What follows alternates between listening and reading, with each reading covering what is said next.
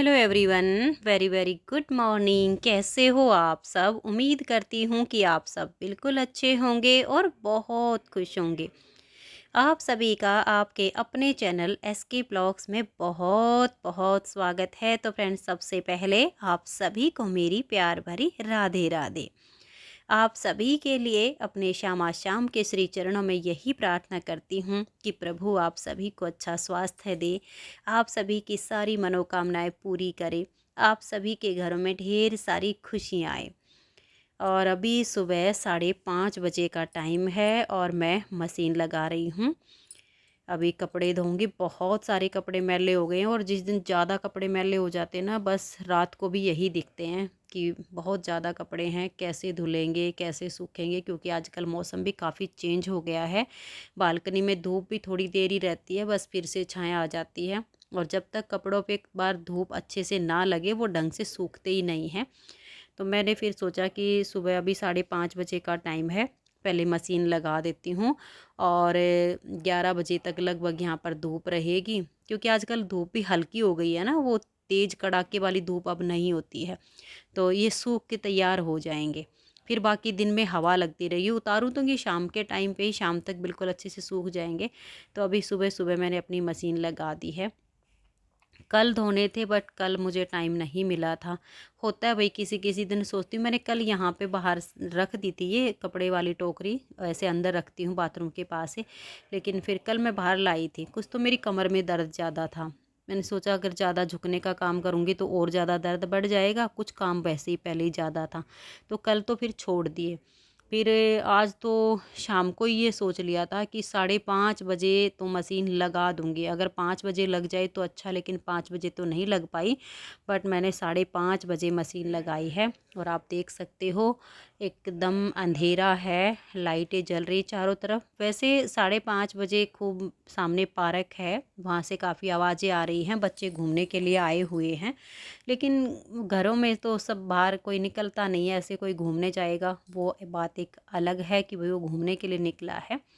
और मशीन लगाने के बाद फिर मैं आ गई रसोई में कि थोड़ा बहुत छोटा मोटा काम अपना रसोई का निपटा देती हूँ, क्योंकि कपड़े धुलेंगे इनमें भी काफ़ी टाइम लगेगा और बेडशीट वगैरह भी मुझे चेंज करनी है, वो भी काम होगा। तो जितना हो सकता है थोड़ा बहुत अपना रसोई का अब निपटा लेती हूँ। कुछ फिर जब कपड़े वपड़े धुल जाएंगे, पूजा आरती हो जाएगी, उसके बाद बाकी के काम मैं कर लूँगी। तो अभी कुछ साग सब्जी वगैरह मैं बनाऊँगी, उसी की तैयारी कर रही हूँ कि सीटी लगवा देती हूँ तो तैयारी हो जाएगी। तो आलू बॉईल करने हैं, यहाँ पर मैंने आलू को धो धा के इसमें डाल दिया है, सीटी लगवा देती हूँ और फिर बाद में सब्जी बन जाएगी। और देखिए अब दिन निकल आया है और सासू माँ करवा रही है अपनी कटिंग, क्योंकि ये 2-3 दिन से बोल रही थी विशाल के पापा को कि मेरे बाल काट दे, थोड़े बड़े बड़े हो गए, मुझे अच्छे नहीं लगते। क्योंकि पहले तो देखो, जब ये बीमार नहीं हुई थी ना, लकवा नहीं लगा था जब पहले, तब तो ये बाल इनके लंबे थे, चोटी बना के रखती थी। लेकिन फिर जब ये काफ़ी बीमार हो गई थी तो इतने बड़े बड़े बाल दूसरे के हाथ से कंघी होना, उनमें उलझते टूटे, और बुढ़ापे में भाई दर्द भी कुछ ज़्यादा ही होता है, उम्र हो गई इनकी ज़्यादा। तो विशाल के पापा जी ने इनकी कटिंग कर दी थी, काफ़ी सुंदर लगती है कटिंग इनकी। तो अब ऐसी आदत हो गई, थोड़े से बड़े हो जाते हैं ना, इनको अच्छे ही नहीं लगते हैं। अब तो जल्दी जल्दी बोलेगी कि इनको काट दो भाई, कटिंग कर दो, बड़े हो गए, मुझे अच्छे नहीं लगते अब ये, क्योंकि अब इनको ऐसी आदत हो गई है। तो फिर अभी मैं वहाँ पे गर्म पानी हमने लगा दिया था, जैसे बिजली वाला गीजर है ना, तो उसमें थोड़ा बाल्टी वगैरह भर के लानी पड़ी गर्म करके इनके बाथरूम में। तो विशाल के पापा जी कहने लगे कि माँ अभी पानी होगा, तब तक तुम अपने बाल कटवा लो, फिर तुम नहाओगे, क्योंकि इनको सुबह जल्दी नहाने की आदत है भाई, देर हो जाती है तो इनको अच्छा नहीं लगता। तो ये थोड़ा सुबह जल्दी नहाती, जैसे चाय वगैरह ले लेती है ना, उसके तुरंत बाद बोलेगी मेरा पानी डाल दो नहाने के लिए, मुझे नहाना है। तो विशाल के पापा जी इनके बाल काटने लग गए थे, फिर नाखून भी साथ के साथ ही इन्होंने कटवा लिए अपने कि मेरे नाखून भी अब तो यहीं पे काट दो। बालकनी में जैसे कचरा तो फैल ही गया है, साफ़ सफाई होगी तो एक साथ ही सारी सफाई हो जाएगी। फिर मैंने मशीन लगाई हुई है, कुछ कपड़े मेरे धुल चुके हैं, कुछ अभी और धुलेंगे। तो मैंने सोचा कि चलो अभी सासू माँ जैसे बाहर बैठी हुई है, तब तक मैं इनकी बेडशीट वगैरह चेंज कर देती हूँ, क्योंकि जब तक ये लेटी रहती है, बैठी होती है, तो मुझे भी अच्छा नहीं लगता कि भाई इनको बोल लूँ कि तुम उठो, मुझे बेडशीट चेंज करनी है। तो मैं बस ऐसा मौका देखती हूँ कि जब ये बाहर बैठी हो ना, तभी मैं इनकी बेडशीट वगैरह चेंज किया करती हूँ। तो अभी मैंने बेडशीट जो है यहाँ पे चेंज कर दी है। और जैसे ये इधर वाली जो है चारपाई सासू माँ की है, और दूसरी तो बस पास में वैसे ही डाल रखी है, कोई आ जाए, बैठ जाए, लेट जाए। नीचे से मेरे जेठ जी आते हैं कई बार बात करने के लिए, वो बैठ जाते हैं, लेट जाते हैं।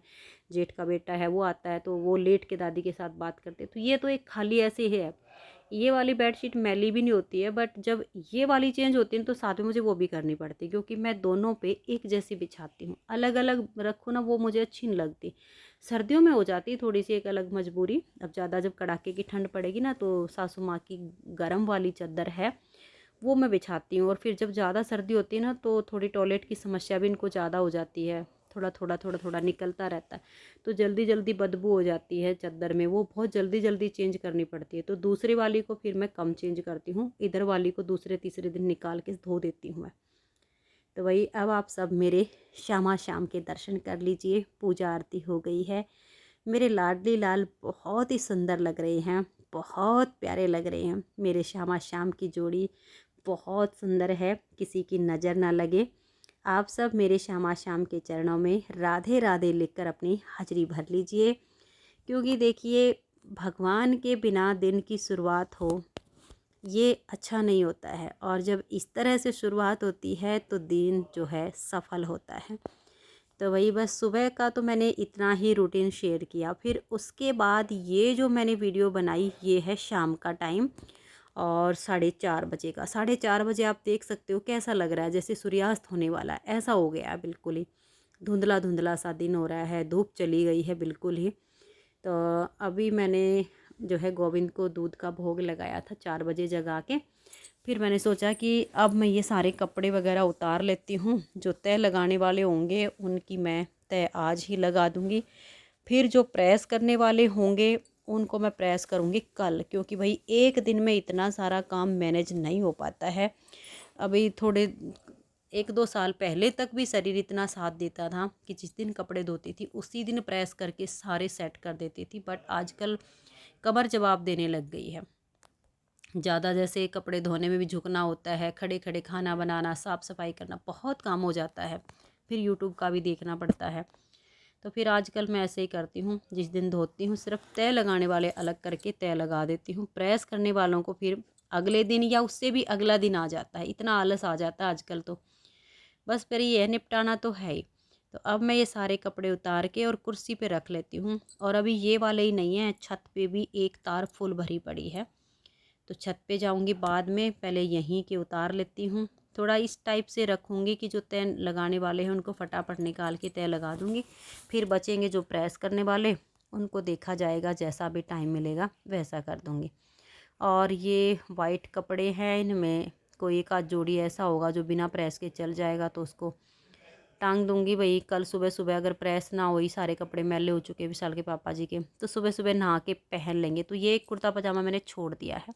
ये इस टाइप का है कि इस पर अगर प्रेस नहीं भी होती है तो भी ये चल जाता है। जैसे मान लिया 1-2 बार बिना प्रेस के पहन लिया, फिर प्रेस कर दी, ये इस टाइप का कपड़ा है। तो उसको मैंने इसलिए छोड़ा है कि इसको मैं दरवाजे के पीछे ऐसे टांग देती हूँ।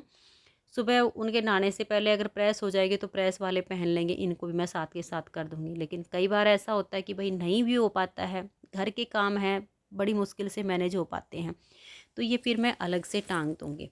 तो बनियानें वगैरह हैं वो भी मैंने अलग से उतार ली हैं, तो इनको मैं एक बार दरवाजे के पीछे टांग के आऊँगी, यहाँ नहीं रखूँगी। सारे बनियान वगैरह अलग अलग लगा दूँगी, उनके ऊपर एक कुर्ता पजामा है उसको लगा दूँगी। तो ये है कि वो वहाँ पर उसमें सिलवटें नहीं पड़ेंगी, तो वो मैंने टांग दिए हैं। और ये है सासू माँ के कपड़े, एक साइड में सुखाती हूँ कि भाई मतलब सबके कपड़े फिर मुझे बाद में छांटने ना पड़े। ये मेरी सुखाते टाइम आदत है, बच्चों के एक साइड में, अपने एक साइड में, विशाल के पापा जी के एक साइड में, ताकि जब मैं उतारूं तो सबके कपड़े अलग अलग करके उतरे।